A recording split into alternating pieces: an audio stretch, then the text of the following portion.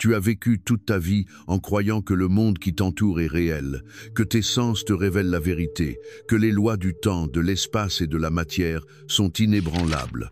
Mais, et si tout cela n'était qu'une illusion? Et si ce que tu vois, ressens et penses faisait partie d'une simulation plus complexe que tu ne l'as jamais imaginée? Tu n'es pas ici par hasard. Tu es sur le point de traverser le voile, de regarder derrière le décor, de te souvenir de qui tu es réellement. Ceci n'est pas une simple vidéo, c'est un portail.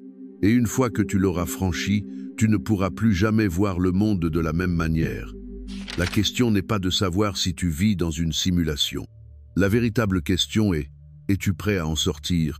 Depuis notre naissance, on nous apprend à faire confiance à ce que nous voyons, entendons, touchons, goûtons et sentons, comme si ces 5 sens étaient les clés maîtresses de la vérité, les outils les plus fiables pour connaître le monde dans lequel nous vivons. Nous nous accrochons à cette perception sensorielle comme à une boussole infaillible, convaincus que la réalité que nous expérimentons est solide, objective et extérieure à nous.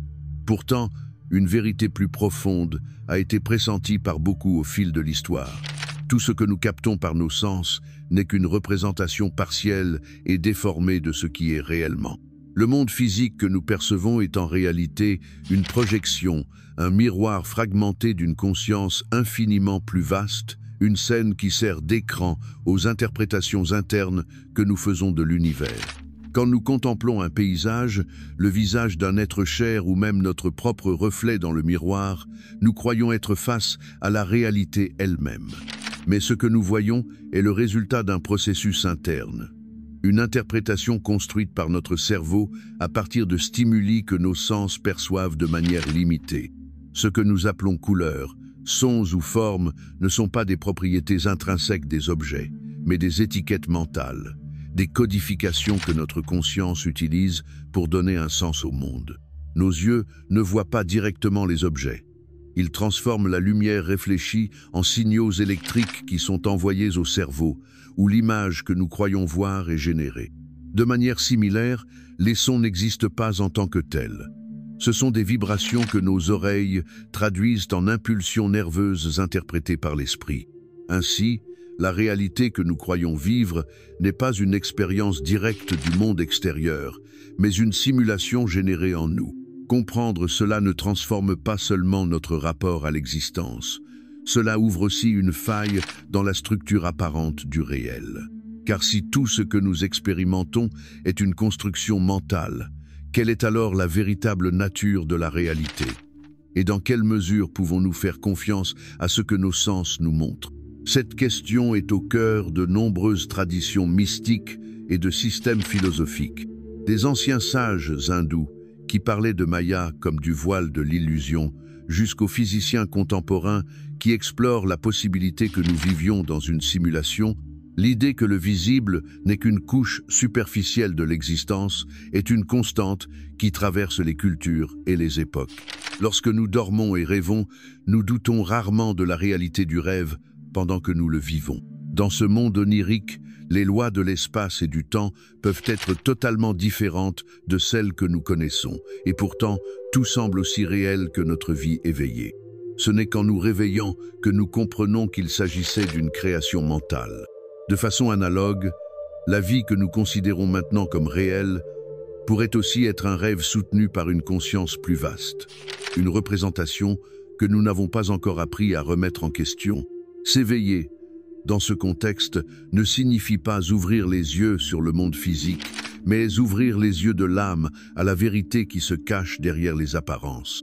Cette prison des sens est subtile, élégante, presque parfaite, car elle ne se présente pas comme une cellule avec des barreaux visibles, mais comme une construction si convaincante que nous ignorons même que nous y sommes enfermés. Nous vivons en réaction à ce que nous percevons, croyant que nos problèmes, nos joies et nos décisions dépendent de ce qui se passe à l'extérieur de nous. Mais cette extériorité n'est que le reflet d'un état intérieur. Chaque expérience que nous vivons est colorée par nos croyances, nos émotions et nos schémas mentaux. De même que 2 personnes peuvent observer le même coucher de soleil et ressentir des choses totalement différentes, La réalité n'est pas un absolu, mais un miroir qui s'adapte à l'observateur. Ce qui rend cette compréhension véritablement révolutionnaire, c'est qu'elle nous invite à remettre en question tout ce que nous tenions pour acquis. Elle nous demande de lâcher nos certitudes, d'arrêter de définir le monde par ce que nos yeux voient ou ce que nos mains touchent. Au lieu de chercher la vérité à l'extérieur, elle nous appelle à regarder en nous-mêmes, vers cette conscience qui observe, qui donne du sens, qui crée. Car derrière chaque perception, il y a un observateur silencieux, une présence immuable qui ne change pas, même si tout autour change. Cet observateur, c'est toi, et tu n'es ni ton corps, ni ton nom, ni ton histoire. Tu es cette étincelle de conscience pure qui observe le monde à travers les filtres de l'expérience humaine. Si nous pouvions voir au-delà de ces filtres, si nous arrivions à faire taire le bruit constant des sens et des pensées, nous pourrions être commencés à percevoir une réalité plus vaste, plus profonde, plus authentique. Il ne s'agit pas de nier le monde physique, ni de rejeter nos expériences terrestres, mais de reconnaître leur caractère symbolique, leur nature éphémère. Tout ce qui naît meurt, tout ce qui commence finit, mais la conscience qui observe demeure. Et c'est là, dans cette permanence silencieuse, que réside la vérité. Le monde que nous expérimentons est une œuvre d'art vivante, une danse vibratoire de formes, de lumière et de sons qui prend vie dans notre esprit. Mais nous ne sommes pas de simples spectateurs, nous sommes des co-créateurs actifs. Ce que nous voyons n'est pas indépendant de ce que nous sommes, mais l'expression de notre propre fréquence intérieure. Changer notre perception, c'est changer le monde. Élever notre niveau de conscience, c'est accéder à de nouvelles couches de réalité. Et cela n'arrive que lorsque nous cessons de nous identifier à l'apparence et commençons à chercher l'essentiel. C'est pourquoi la première clé pour sortir de cette simulation est de reconnaître que nous y sommes. La plupart des gens ne remettent jamais en question leur perception, car ils sont trop occupés à y réagir. Mais toi, tu es ici maintenant, en train de lire ces mots, et cela signifie que tu as déjà commencé à t'éveiller. Ne t'arrête pas, observe le monde comme un rêve lucide, comme un décor conçu pour ton évolution. Chaque objet, chaque personne, chaque circonstance est un symbole qui te guide vers une compréhension plus profonde. Tu n'es pas ici pour survivre dans un monde extérieur, mais pour te souvenir, depuis ton monde intérieur, de qui tu es réellement. Après avoir compris que ce que nous percevons par nos sens n'est qu'une fraction illusoire d'une réalité plus vaste, une question plus profonde émerge inévitablement. Si ce que nous voyons est une simulation projetée, alors qu'y a-t-il véritablement derrière cette projection? La réponse, loin de se trouver dans des théories mécaniques ou des structures matérielles, nous conduit vers ce qu'il y a de plus subtil, de plus pur, de plus insaisissable pour les sens physiques, la conscience. Au cœur de cette existence, avant toute forme, avant toute matière, avant même le temps, existe une intelligence silencieuse, un champ vibrant d'énergie vivante qui n'a besoin de rien pour exister. Selon les traditions, nous l'avons appelé esprit, source, Dieu, champ quantique ou tout simplement conscience. Tout ce qui se manifeste dans le monde physique, qu'il s'agisse d'une étoile lointaine ou d'une pensée fugace, est une expression de cette conscience primordiale qui imprègne tout. Ce n'est pas la conscience qui naît du cerveau humain, comme cela a longtemps été mal interprété dans certains cercles scientifiques. Bien au contraire, le cerveau, le corps, l'esprit et toutes leurs fonctions surgissent comme des projections au sein même de la conscience. La conscience n'est pas une propriété émergente, elle est la base même de l'être, la toile invisible sur laquelle tout prend forme, et en même temps le peintre qui donne vie à l'œuvre. Comprendre cela n'est pas un simple exercice philosophique, c'est une expérience transformatrice, un changement radical dans notre façon de nous relier à nous-mêmes et à tout ce qui existe. Chaque être humain, sans exception, est une expression de cette conscience universelle, une étincelle ayant pris la forme d'une identité individuelle dans le but de s'explorer elle-même sous des angles infinis. Cette individualité que nous croyons être n'est qu'une vague passagère dans l'océan infini de l'être. Et tout comme une vague n'est pas séparée de la mer, notre conscience personnelle n'est pas déconnectée de la conscience totale. Cette idée, aussi ancienne que la pensée spirituelle elle-même, fut soutenue par les sages védiques, les mystiques soufis, les maîtres taoïstes, et résonne aujourd'hui encore dans la physique quantique qui, avec un langage différent, commence à effleurer les frontières du mystère. Quand nous observons le monde autour de nous, nous voyons des manifestations densifiées de conscience. Les montagnes, les rivières, les arbres, les animaux et les êtres humains sont des variations d'une même intelligence qui se déploie sous des formes infinies.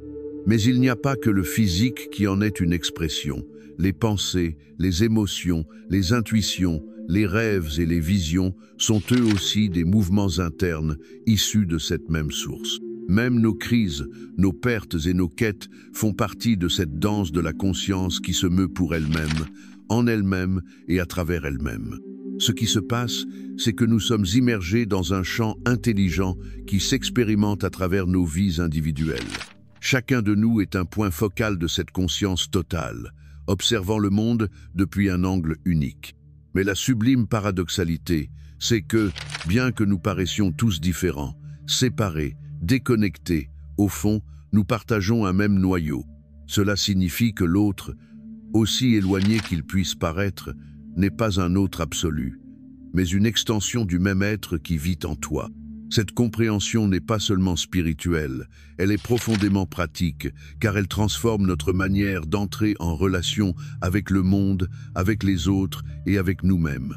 Lorsque l'on reconnaît que tout émane de la conscience, on ne se sent plus victime des circonstances extérieures, car on comprend que le pouvoir ne se trouve pas à l'extérieur, mais à l'intérieur.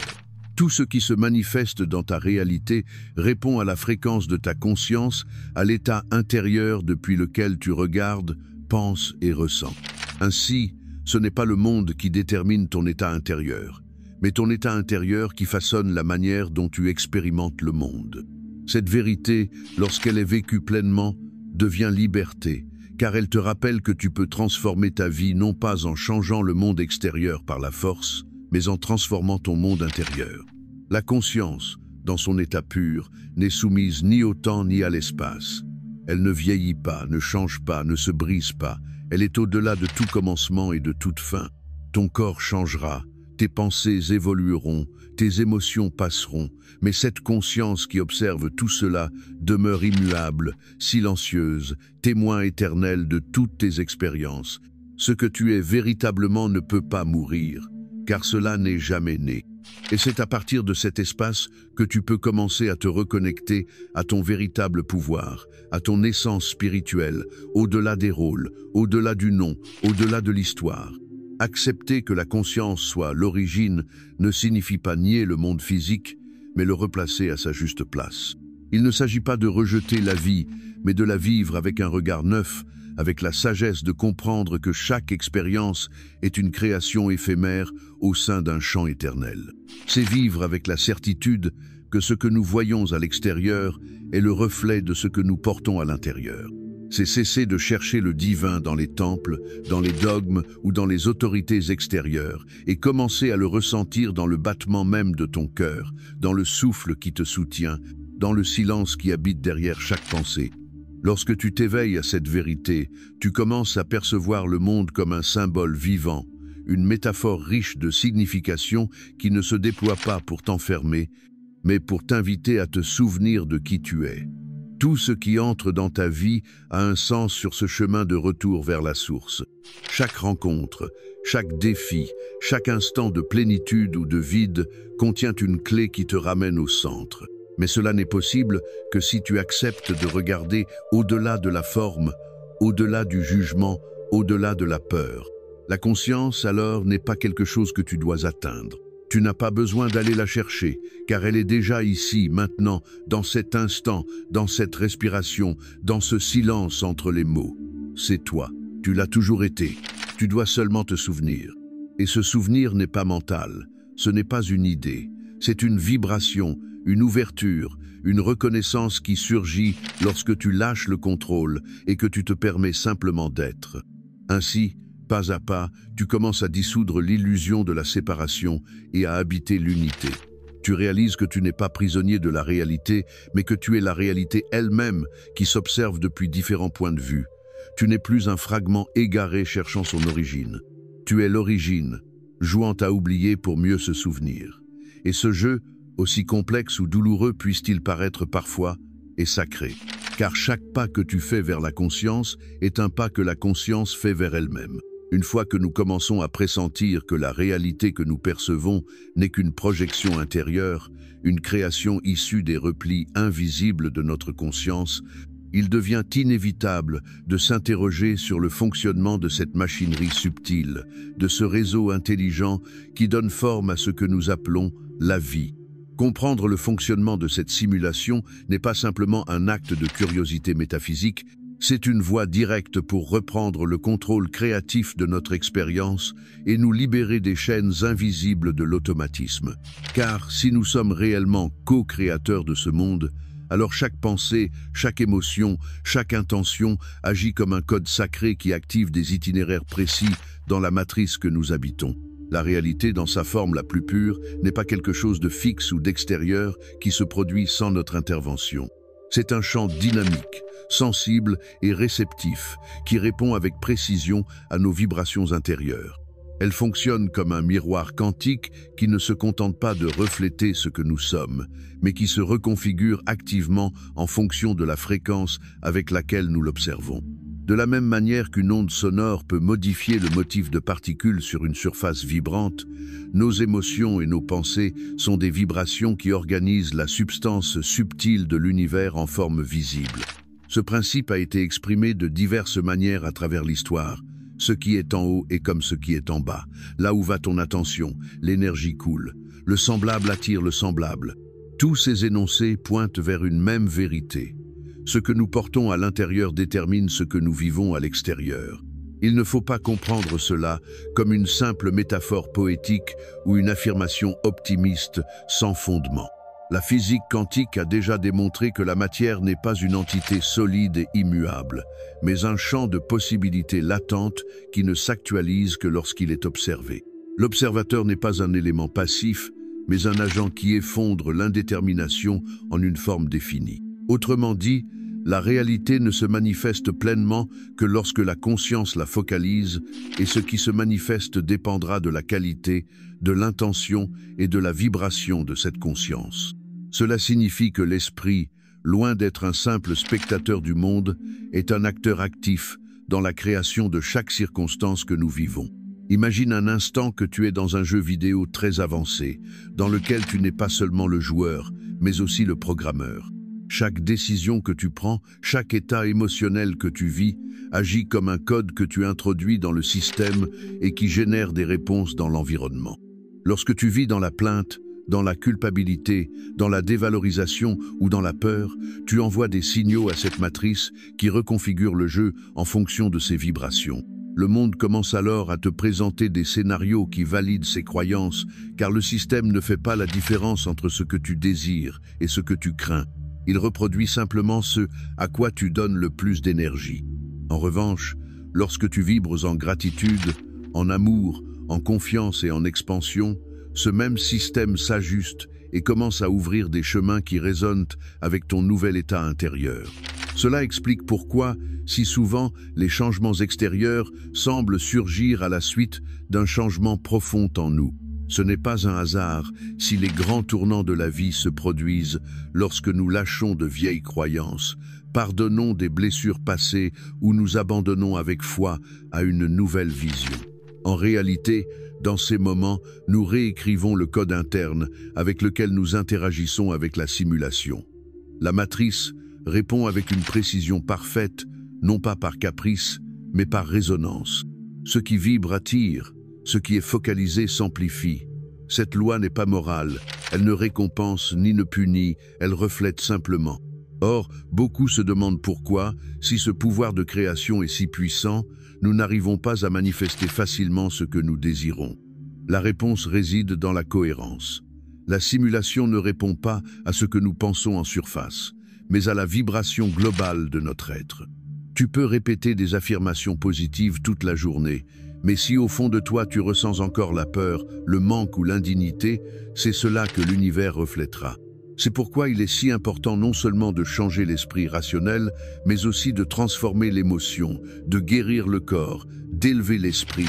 et surtout de reprogrammer les croyances inconscientes qui fonctionnent comme des filtres entre notre intention et la réalité manifestée. La création consciente exige une nouvelle forme de présence, une attention constante au dialogue intérieur, une vigilance bienveillante à l'égard de nos récits personnels. Car ce que nous disons sur nous-mêmes, sur la vie et sur les autres, devient la matière à partir de laquelle se construit notre expérience. Si tu affirmes sans cesse que la vie est difficile, que tu n'as pas de chance, que l'amour fait souffrir ou que le monde est injuste, tu alimentes la simulation avec des codes qui matérialiseront ces vérités relatives autour de toi. Et cela ne se fera pas comme une punition, mais comme une validation de ton libre arbitre. La matrice honore ton pouvoir créatif, même lorsque tu l'utilises contre toi. C'est là l'un des apprentissages les plus profonds que l'éveil spirituel puisse offrir. Il ne suffit pas de désirer autre chose. Il faut devenir quelqu'un de différent. Non pas pour correspondre à un idéal extérieur, mais pour vibrer sur une fréquence plus alignée avec la réalité que nous souhaitons expérimenter. La véritable transformation n'est pas un objectif, c'est un état d'être. Et plus nous incarnons cette fréquence, plus la simulation s'ajuste pour la refléter. Car la réalité, en tant que miroir quantique, ne peut que répondre à la vibration que nous émettons. À mesure que nous prenons conscience de ce pouvoir, nous cessons d'agir en victime d'un système incontrôlable et devenons des protagonistes conscients de notre existence. Nous ne réagissons plus automatiquement aux circonstances, mais répondons avec sagesse, avec la certitude que chaque expérience a un sens profond et que nous pouvons toujours modifier le scénario, rediriger l'attention, reprogrammer la matrice. Tout est en mouvement, tout est malléable, tout peut être transformé à partir de la racine. Et cette racine, c'est ton état intérieur. Quand tu regardes la vie avec cette compréhension, tu commences à considérer chaque émotion comme un code, chaque pensée comme une instruction, chaque mot comme un décret. Tu deviens attentif, non pas par peur, mais par respect pour le pouvoir que tu portes en toi. Tu comprends que tout ce qui surgit dans ton expérience est une réponse vibratoire, une réponse précise à ce que tu émets. Et c'est pour cela que tu choisis de cultiver des pensées plus élevées, des émotions plus pures, des intentions plus claires. Parce que tu sais que la réalité ne s'impose pas, elle se projette de ton être vers le monde. Dans cette compréhension réside la véritable liberté. Tu n'as plus besoin de contrôler l'extérieur ni de lutter contre les circonstances. Il te suffit de t'accorder à la version la plus élevée de toi-même. Car, lorsque tu fais cela, l'univers entier se réorganise pour refléter ta nouvelle vibration. Et c'est alors que la simulation devient une danse sacrée, un jeu conscient, une œuvre d'art en perpétuelle expansion, façonnée par ta lumière intérieure. De même qu'une rivière coule naturellement lorsque son lit est dégagé de tout obstacle, la conscience se déploie sans effort lorsqu'elle ne rencontre aucune barrière intérieure. Pourtant, la plupart des êtres humains vivent prisonniers d'un réseau invisible de conditionnements, de croyances limitantes et de structures mentales qui se sont installées en eux sans leur consentement conscient. Ces obstacles ne sont pas physiques. Ils ne se voient ni ne se touchent, mais ils déterminent entièrement la qualité de l'expérience que nous vivons dans cette simulation. Ce sont les murs invisibles d'une prison mentale qui empêchent le pouvoir créateur de chaque être humain de s'exprimer pleinement. Depuis notre enfance, nous absorbons les croyances de notre environnement comme s'il s'agissait de vérités absolues.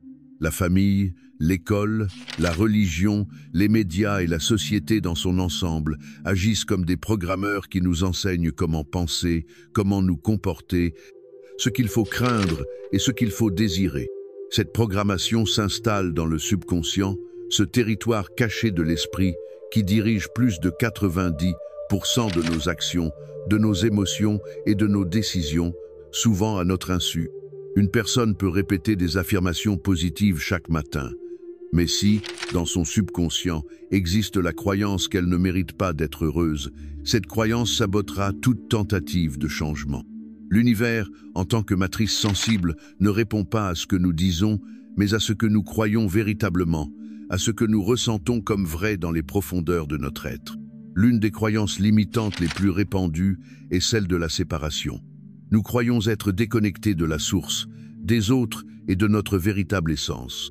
Cette illusion de séparation engendre la peur, la compétition, le manque et le besoin de validation. Lorsque l'on vit dans cette sensation d'incomplétude, on cherche à l'extérieur ce qui ne peut être trouvé qu'à l'intérieur. L'amour, la reconnaissance, le sens.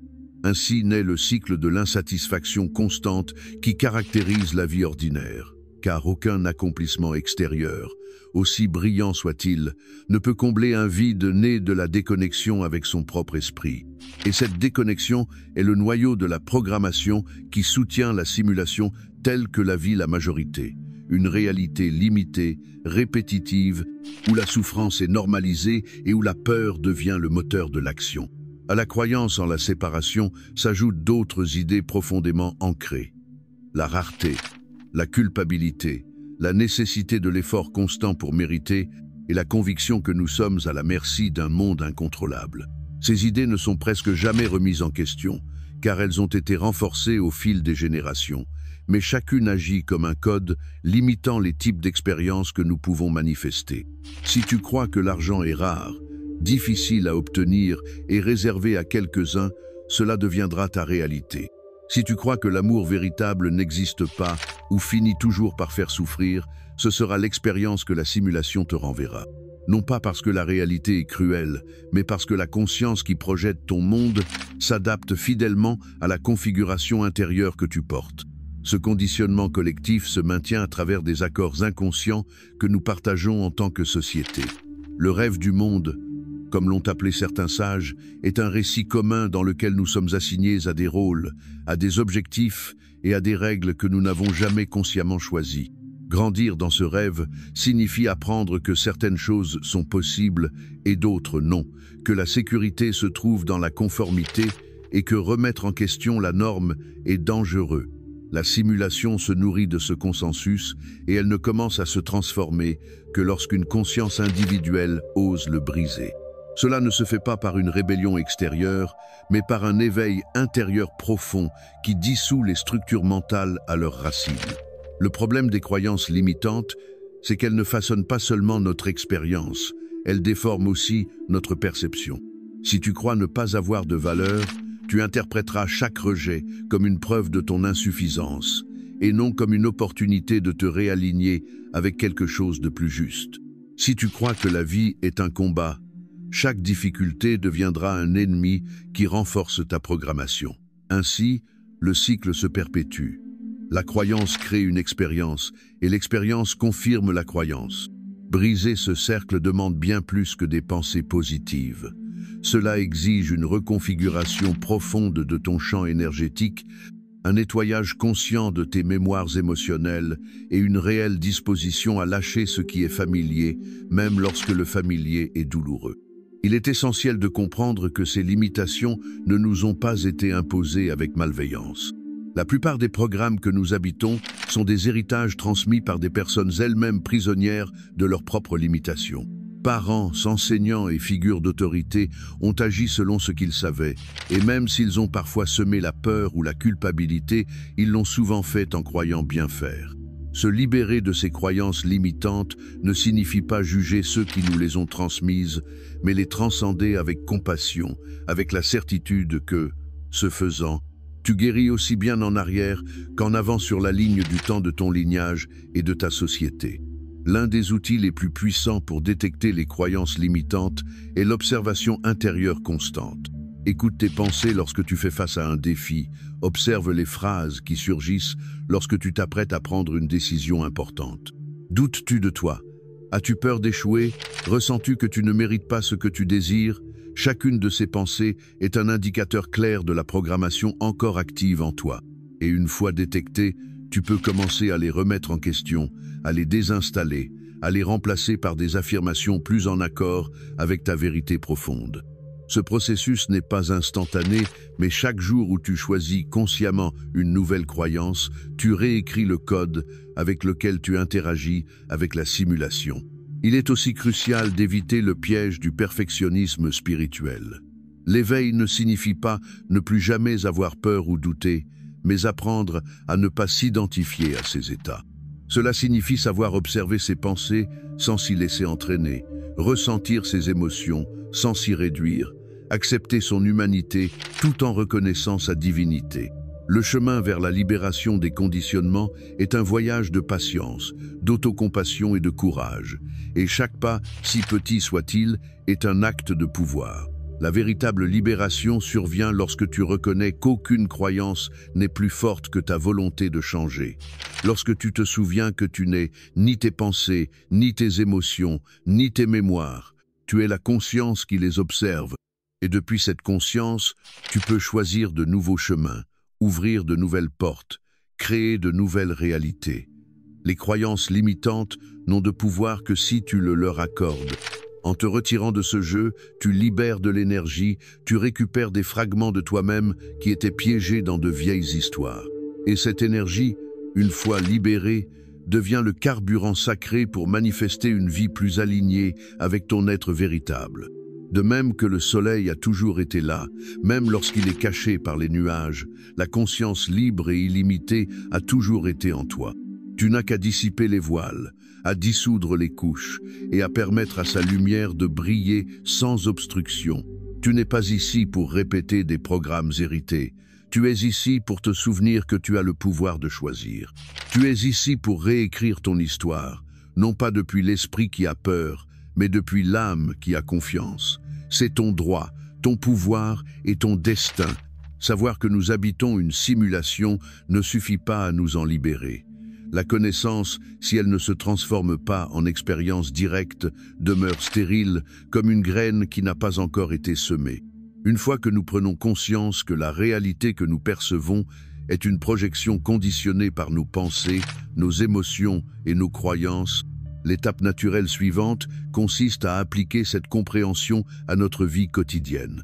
Sortir de la simulation ne signifie pas fuir le monde ni le rejeter, mais commencer à l'expérimenter depuis un autre lieu, un lieu plus conscient, plus présent, plus aligné avec la source originelle qui réside en nous. Se libérer de l'illusion n'est pas un acte de force ni d'effort, mais une ouverture progressive à un niveau plus élevé de perception, un niveau où la vérité ne se saisit pas avec les yeux, mais avec l'âme. La première clé essentielle est l'observation consciente. Observer ne signifie pas simplement regarder. Observer, c'est maintenir l'attention sans jugement, rester présent face à ce qui se passe à l'extérieur comme à l'intérieur de nous. Cette pratique nous permet de percevoir clairement les réactions automatiques issues du conditionnement, les pensées qui se répètent comme des échos d'un esprit endormi, et les émotions qui, faute d'être reconnues, deviennent des schémas répétitifs. Observer, c'est interrompre l'inertie de l'inconscient, c'est créer un espace entre le stimulus et la réponse. C'est dans cet espace que se trouve la liberté, car en observant sans réagir, en témoignant avec calme, nous désactivons les codes qui maintenaient en vie la programmation. La deuxième clé est la méditation, non comme une technique rigide, mais comme un art du retour au centre. Dans le silence intérieur, les masques tombent, les pensées perdent de leur force, et la conscience se révèle dans son état naturel, paisible, lucide, présente. Méditer, ce n'est pas penser, ni résoudre, ni chercher quoi que ce soit. C'est simplement s'asseoir dans l'être, respirer, et permettre à l'esprit de se calmer comme un lac sur lequel on ne jette plus de pierres. Dans cet espace, le moi conditionné commence à s'effacer et avec lui, la simulation qu'il soutenait. Le silence, lorsqu'il est profond et soutenu, devient un portail vers une dimension où les lois du drame, de la peur et de l'illusion cessent d'opérer. C'est là que le réel commence à se révéler, non comme une idée, mais comme une expérience directe, indiscutable. Une autre clé fondamentale est le détachement, non comme une forme d'indifférence, mais comme une liberté intérieure face aux formes passagères. Lorsque tu t'attaches à une pensée, une émotion ou une situation extérieure, tu t'enlaces à la simulation et tu perds ton centre. Le détachement n'implique pas de ne pas ressentir, mais de ressentir sans être esclave de ce qui est ressenti. C'est aimer sans posséder, désirer sans dépendre, agir sans attendre un résultat. Le détachement est un acte de pouvoir, une déclaration silencieuse qui dit « Je sais que rien de cela ne me définit, je sais que tout cela passera, et je choisis de le vivre avec la légèreté de celui qui se souvient que ce n'est qu'un jeu. » Cette attitude transforme la souffrance en sagesse et fait de chaque expérience une occasion d'éveil. Nous pouvons aussi utiliser avec une grande efficacité la reprogrammation consciente. De même que nous avons été conditionnés à notre insu, nous pouvons reconfigurer les schémas qui limitent notre perception. Cela se fait par des affirmations vibratoires, des visualisations, des décrets et surtout par la pratique quotidienne d'un nouveau langage intérieur. Chaque fois que tu remplaces une pensée de manque par une pensée d'abondance, chaque fois que tu choisis de te concentrer sur la possibilité plutôt que sur la peur, tu introduis de nouveaux codes dans ta simulation. Il ne s'agit pas de se mentir, mais de se souvenir de ta vérité la plus élevée et de la soutenir même lorsque l'apparence extérieure affirme le contraire. Reprogrammer, c'est un acte de cohérence, où la pensée, le ressenti et l'action s'alignent avec la réalité que tu désires manifester.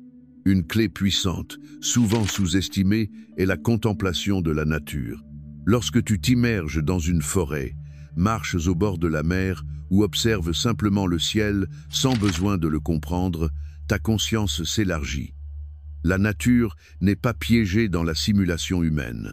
Elle vibre en harmonie avec la conscience cosmique, sans filtre ni structures artificielles. Être en sa présence revient à recevoir une mise à jour énergétique qui purifie le système, clarifie l'esprit et reconnecte l'âme à son origine.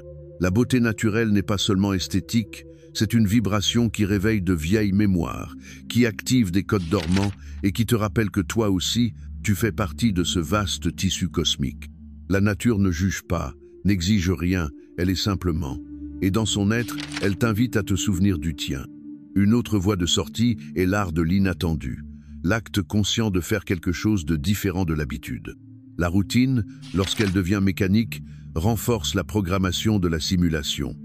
Changer l'ordre de tes actions quotidiennes, apprendre quelque chose de nouveau, visiter des lieux inconnus ou simplement emprunter un chemin différent perturbe les circuits répétitifs de l'esprit et ouvre un espace pour la conscience. Ces gestes, aussi simples soient-ils, sont des actes de liberté. Ils nous rappellent que nous ne sommes pas prisonniers de nos habitudes ni de notre histoire personnelle. Ce sont des fissures dans la matrice qui permettent à l'énergie de circuler de nouveau avec vitalité et présence. Enfin, la clé la plus subtile et pourtant la plus puissante, le sens du jeu. Apprendre à ne pas tout prendre au sérieux, voir la vie comme une scène où chaque situation est une scène créée pour ta propre évolution, est une pratique spirituelle de haut niveau. C'est cette folie maîtrisée dont parlaient les sages toltèques, une manière de vivre avec légèreté, avec humour, avec le cœur ouvert, sans perdre en profondeur. Il ne s'agit pas de tomber dans la frivolité ou le cynisme, mais de comprendre que ce qui se passe dans ce plan a du sens, mais n'est pas absolu. En vivant ainsi, chaque défi devient un entraînement, chaque erreur un apprentissage, chaque perte une redirection.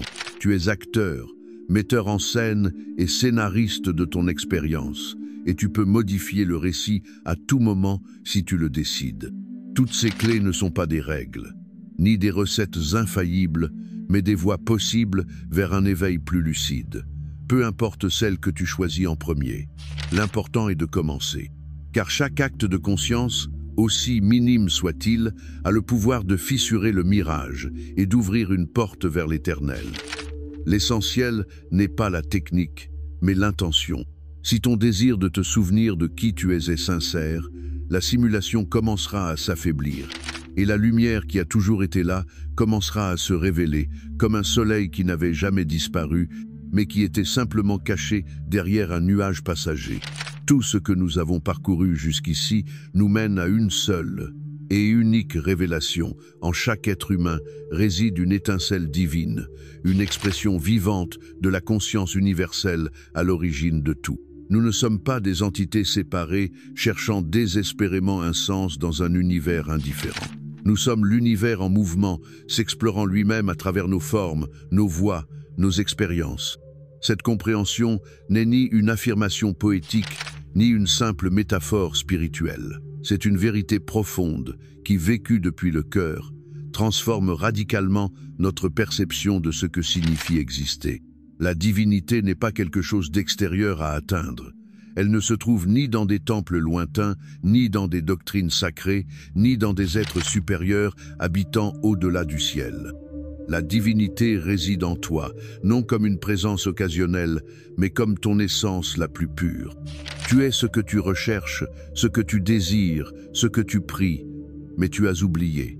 Et cet oubli n'est pas une erreur, mais une partie du jeu sacré de la conscience. L'un se fragmente en les multiples pour pouvoir expérimenter, ressentir, apprendre, créer et enfin se souvenir.